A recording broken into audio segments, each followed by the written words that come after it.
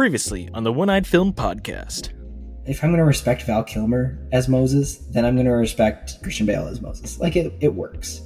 But it is interesting how there's a Hollywood canon, I suppose, of what the Moses story kind of looks like. You can kind of see. Because like, even if you go back to, what year was it? The Ten Commandments. I don't know if you've ever seen that one, but that's like the really old one from the 1960s. That's kind of got the same idea where it's like, oh, Ramesses is his brother, and it's a high Egyptian period and all. There's this interesting thing where like there's like a Hollywood version, and the Hollywood version becomes the popular version, even if it's not the most accurate. This movie is a lot more battle and politically focused for the epic thrill, and that's a very Ridley Scott move. And in that, it was masterfully done. Maybe Moses was a warrior in this branch timeline. This is my nerdiness coming out. Are you watching closely?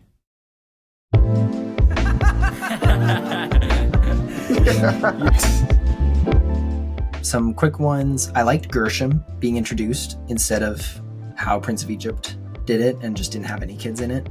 I liked the love for both his son and Zipporah. Now, they were supposed to go with him, I believe.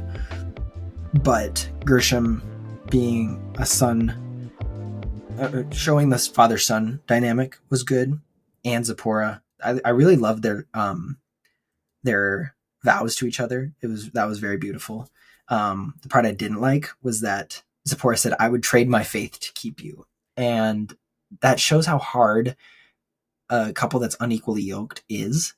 But I'm not going to expect perfect theology from a movie that does not seem to care to take it seriously. But that line just made me flinch. Well, again, I think that's an example of the sort of glorification of love in our culture, which love is a very broad concept because we don't have specific terms for different types of love. But I think there's very much, especially due to Hollywood, because Hollywood promotes very specific ideas of love, which actually we talked about, I think, when we did with you and Ellie, that one episode. But yeah. It's like, love is ultimately what's most important in everything, and that's what you need for everything, and then kind of the final solution, you can say, for all problems or whatever. So I think that's just a tiny example of, it doesn't matter what I believe, I just love you, so I'll do whatever to be with you. I see it when you put it that way, like the love at any cost. But in the Christian perspective, the love should come from a place of never giving up on your faith and never giving up on the person you're loving, whether it's a friend or a spouse or a child. Okay, then we get to the part where Moses arrives back in Egypt and confronts Ramesses in the barn. I think his development to fighting for the Hebrews was so sudden. He doesn't care about all life because he killed the spies in Goshen and the assassins in exile. And he didn't seem convinced by God at the burning bush. But suddenly he's so passionate with Ramses, saying, "These are my people." When Ramses says they're animals or whatever. And so if it's not because God told him to, because he doubted God and still is reluctant, and if it's not because of justice, if it's not because of God, it's justice then. And his justice is slanted to the Hebrews only because he's one of them, because we've been told that, not shown that. He hasn't had that empathetic connection, I believe, to that, besides saying you were one of them. Again, it's a show don't tell. We have been told that he is a part of the Hebrew clan, but he hasn't reacted to that. He hasn't lived that. And he just got back and he's like, "I'm on your side now. I'm going to fight for you morally. You're when somebody slanders you, I'll take that personally." Like, it just seems so sudden to me. Maybe that's a story writing thing instead of a actual problem. I don't know. That might also, again, just be a bit of a representation of the extreme anti-slavery thing. That's like anyone who supports slavery is just like the worst of the worst thing. So that's just, I think that for people, it's hard to conceptualize living in a world where that's just accepted. So maybe that's just like sort of an ingrained American thing where of course he'd be against slavery because of why not, or something. I don't know. Maybe. Well, he was always a sympathetic when he was like, "Why do you whip him?" He's like, "Because he doesn't work." And he's like, "Well, you're whipping him so hard," or something. It's like he's sympathetic to humanity, it seemed like, because at that point he didn't know he was a Hebrew. But then he took the lives of the assassins and people in the alley so quickly. Yes, he was in self-defense, but like it just doesn't seem, and like I don't know, maybe I'm looking too much into it. But I'm saying that I feel like they just needed him to be on the Hebrew side and be their intercessor, and they just kind of jumped there instead of following it through. Mhm. Maybe I'm wrong. Yeah. That's how I saw it. But that does lead to I still just find it really funny where it's like, all right, rebel time. And it just, the tactics just seem so, I mean, you can tell like he's a military guy from all that, but I just still find that very, I don't think there's ever been any depiction of that where Moses decides to just like start arming Hebrew slaves and begin building a revolution. I don't think there's any version of that. I think that's just because they need a Hollywood fight, and that's what you just got to add some action and some drama. And then of course you had like a whole point with the kids like, no, I'm gonna do some stuff. I want them to whatever, and then he summons the plagues and all that sort of stuff. Which you said I want to do some stuff, which is basically what Malik said. It's like Moses took things into his own hands, and then God was like, "What are you doing?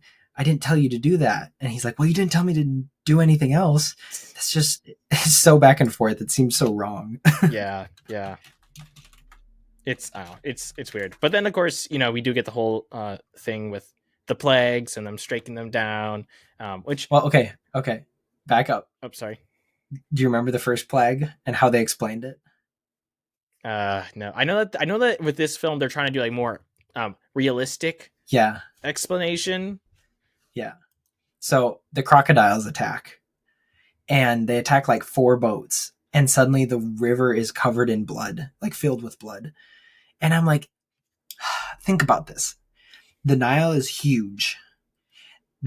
Let's be generous, I didn't count. There were 4 boats that were attacked, and there were at most 10 people on those boats. That's not even, like, there were far less. 40 bodies filled with blood would not change the river to that shade of red. And I just think that was way too logical.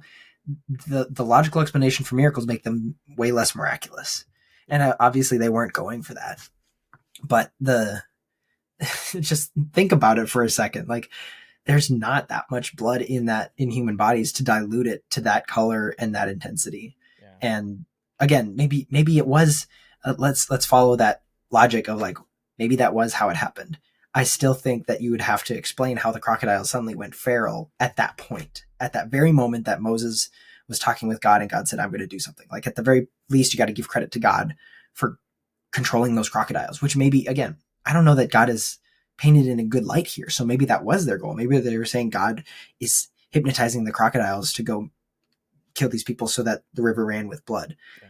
It just seems far-fetched, and it makes it less cool. Yeah. And then they also went into other things of like, oh, with the frogs, the frogs attract the locusts, which attract like that also. That was the most they got of the logical explanation, but that fell short as well. Like, they kind of resorted to the miraculous in the end, but like, why not start with that? Well, and it's weird too, because again, this whole thing is very epic, but they're going for kind of like the least epic way to explain a miracle, which is interesting. Because again, comparing this to the Prince of Egypt, the Prince of Egypt has all this happen within the context of a musical note of a song, which is supposed to explain like, hey, you need to give up, and the Pharaoh continues to harden his heart, and that's why it keeps coming down. Yeah. Whereas in this, it's just, it keeps happening. And to your point about, is this anti-God? I wouldn't say so.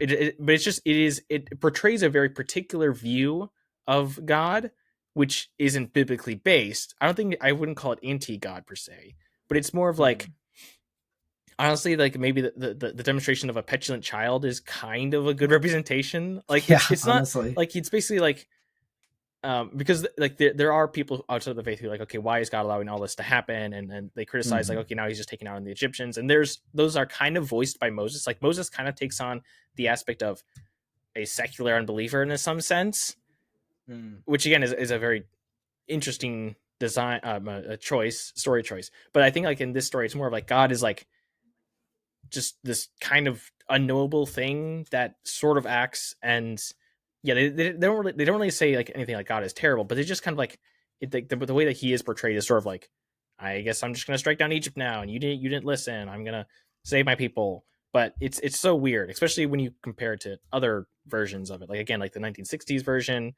where it's much more like you're gonna do this. This is my will, and the Prince of Egypt version, which is like my outpouring of wrath. And this one is just again sort of a petulant child thing, which is it's just like, but also like they don't necessarily lambast that. It's weird. It's a very I think again, if you understand this from the context of the people who are making this are not Christian, they're kind of trying to be respectful, but they're also coming at it from a logical, quote unquote, realistic, secular view. And I think that does help to inform a lot of the choices that were made in this film. And their depiction of God is one of them. So I think the reverence that Prince of Egypt gives to God is so fun, so easy on the mind. I'm thinking of the two moments, the staff into the snake, which they skipped completely. I think they could have done that still. Again, they wouldn't have been able to explain it logically, but Ramesses was playing with snakes at the beginning. It's like that could have worked.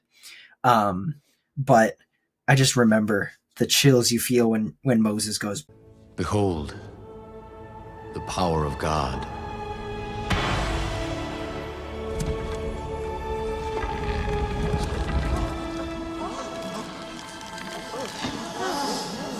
and then the music kicks in and the staff stands up and melts into the snake. And it's just like, whoa, like that just gives so much more credence to treating God with respect. The other one was the parting of the Red Sea, where he goes, "With this staff, you shall do my wonders."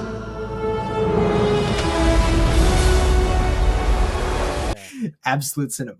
Yeah. I think that you're kind of touching on the fact that there's just not quite as much awe. In particular, there's not quite as much awe for God. Yeah. Which I think if you take a step back and look at the Exodus story, that in part is one of the main themes, is that to demonstrate the awe of God, or to be in awe of God. That's God's point. That's why he did it. That's why he did it. The 10 plagues. That's why he did the Red Sea. It's all about him. And they completely took that out of this movie. And that's why it sucks as an adaptation of the story. It's a good movie by itself, like I've said, but it just isn't that great as a Christian movie. Quickly skipping through the plagues. I think the horrors of the plagues worked well, way better than a kid's movie like Prince of Egypt. The terror that these people felt worked. And yes, it's hard to acknowledge that God is just in a different way in the Old Testament, where he would punish people who cursed Israel. He, when they're taking the promised land, he's saying, kill all of them. That's God's justice for turning against him. Like nobody, they didn't have the promise, or they had the promise. They didn't have the new covenant where anyone could be saved. It was still just the Jewish people. And so, seeing these people terrorized by the plagues was horrifying and good, because it showed the intensity of them. But again, it with how they treated the rest of the movie, it seemed like God is the bad guy. The other part of it was that CGI looks good. It looked really good. And that plays into, it looked horrible. You know what I mean? Because then they move on from they finally get to the last plague, and then they're moving on. And again, there's more fighting. And I think you can really tell like the tonal difference in this film when they get to the point where they're at the Red Sea.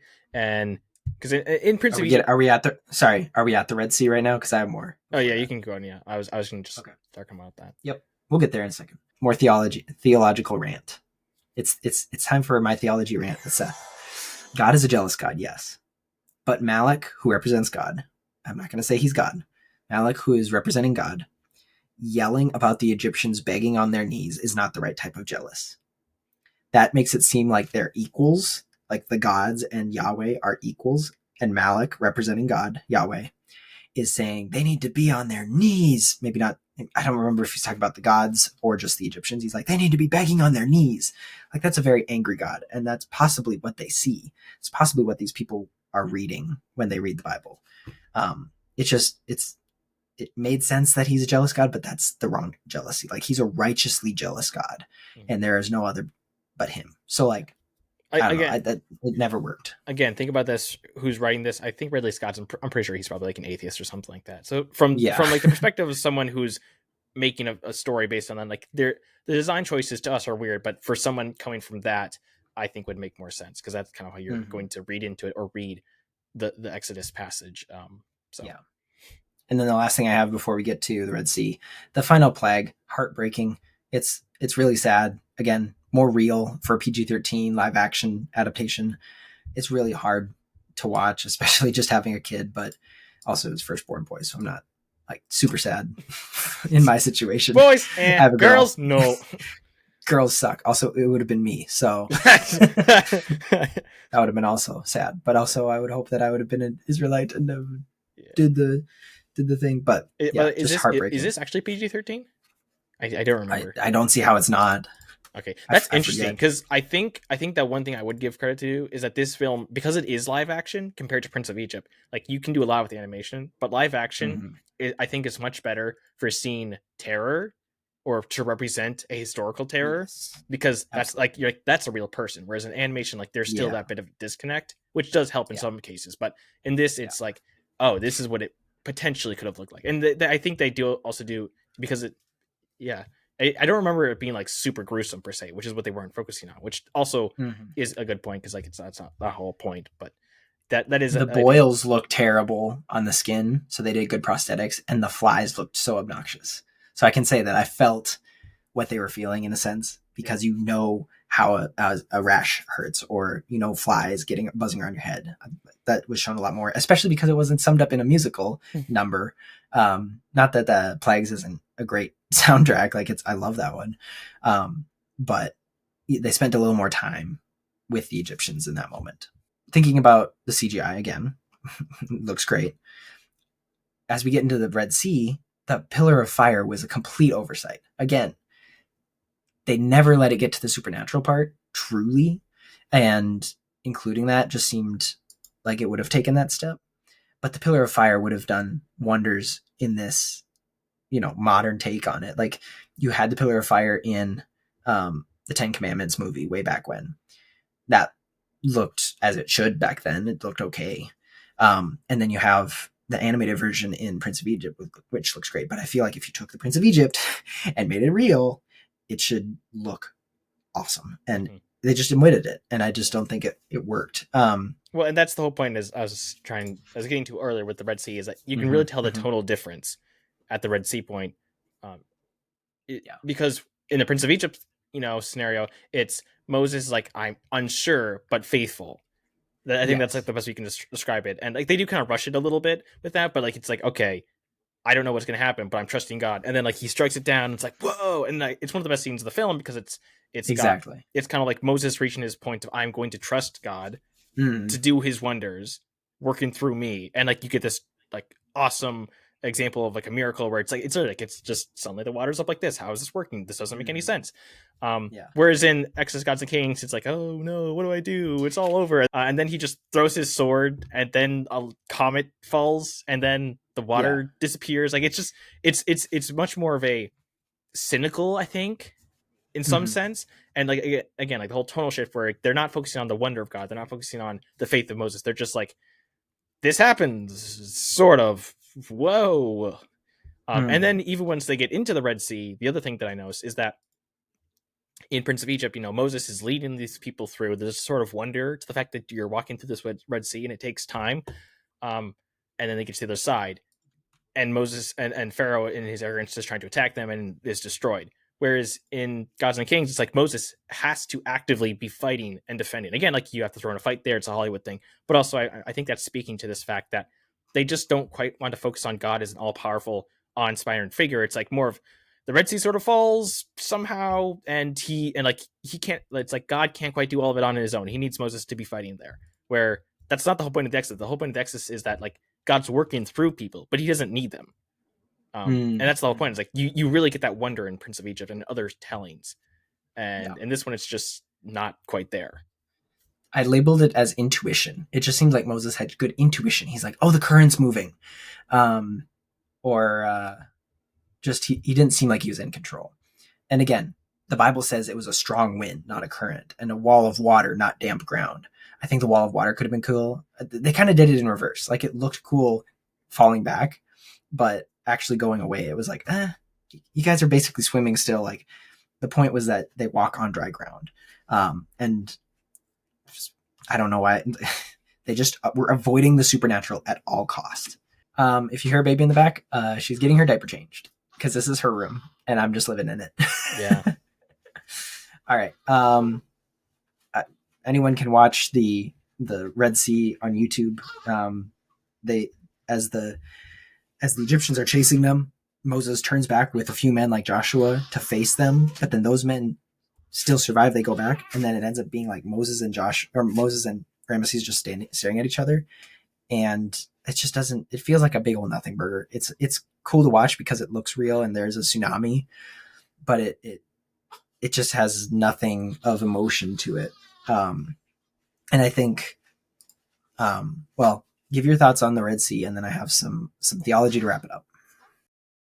I think I've mostly said all that I want to. Again, it's not a quite surprising take that they do, but it's just very modern Hollywood-esque, where I still find it strange that they didn't want to go for the full, like if there's any story that you can fully use CGI and just go crazy and make it look cool on screen, you think you would do something with that, but they don't want to. And again, I think this is drawing from the fact that they're trying to make it a more realistic, quote unquote, portrayal, even though, like, yeah, it's just a very strange thing that's going on with that. And then just the whole point with like, oh, it's two brothers and they face off in the middle of the sea, and it's the drama and all that, and then one of them survives, and there's fighting and all that sort of stuff. It's just it's so not what the Exodus story is. And the whole point of the Exodus story is that this is God working to save the Israelites. So I have some verses to just show what they missed completely. And it's smack dab in the middle of the story that they were telling. Exodus 14:14 says, "The Lord will fight for you and you shall hold your peace." Yes, you could say the plagues were God fighting for them, but it was really like Moses fighting on God's behalf. It just felt backwards with that. And then the Exodus 14:31 says, "Thus Israel saw the great work which the Lord had done in Egypt. So the people feared the Lord and believed the Lord and his servant Moses." And it just seemed like it was so Moses-centered and not at all Christ-centered or, Yahweh-centered. And they missed the point. And I don't even think that this movie would get people to pick up their Bible and read the real thing, because it almost makes it worse. Not that this version, not that the real story is worse, but that they made it, they notched up the action, they notched up the epic story part of it to make it unbelievably cool in the eyes of a 21st century audience. And it's just, they're just two very different stories now. And I just feel like it does more harm than good. Yeah, it's a lot. There can be good things you say about it, but ultimately it's not, it's heresy and it's not good. Yeah, I think the best thing you could say about it is, I'd say on average, it's an okay show. Like, just if you remove all the other context, it wouldn't be a great movie on its own. I don't think. It's just kind of whatever. Sure. It's just with the biblical context. It's a very tonally different show, or totally different movie from the Bible, because it's weird to kind of figure out what exactly it's trying to say or what's trying to do per se. Yeah. Like with Prince of Egypt, I get the point. Prince of Egypt has its faults, but I think that the Exodus, Gods and Kings is just kind of a lot of fluff and action with not quite as much depth, really, when you dig into it. Like, there's just 100%. Like, what exactly is the point per se? What are you trying to say? It's just a very kind of, it doesn't have, I think depth is the best term I can really use. It just doesn't have quite that same awe as other portrayals of Exodus have done. And again, none of them are perfect, but some of them, I think, do capture more of the essence of the original story and kind of the wonder that comes with it and the awe that comes with that. And this one is just, for sure. But it is, I think, that is, I think, very telling though of the current media landscape, where there's a lot of stuff on screen, but just not so much actual stuff there. A lot of slop, and not so much depth. Again, to use those terms, for just a lot of, for like even like very non-biblical films, but. So maybe that way it's a very exemplary type of film, I guess. Mm-hmm. Well, I'm going to go watch Prince of Egypt as a palate cleanser because we're actually going to go see the Prince of Egypt musical at Northwestern this weekend. Oh, that sounds fun. So we are excited to do that. And my sister saw it last weekend. If technically people hearing this will be able to go see it themselves if they're in the Minnesota Twin Cities area. So University of Northwestern. Look up University of Northwestern tickets and you'll find the Prince of Egypt if you're interested in that. But that's all I got for today. The only other thing is, though, that listener, you too, can help us with our next episode on this unofficial miniseries of sorts. I don't know. If there's any other for people in the comments on Spotify, like, follow, subscribe, please. Or on the Discord, which you should join. I can do all the plugs.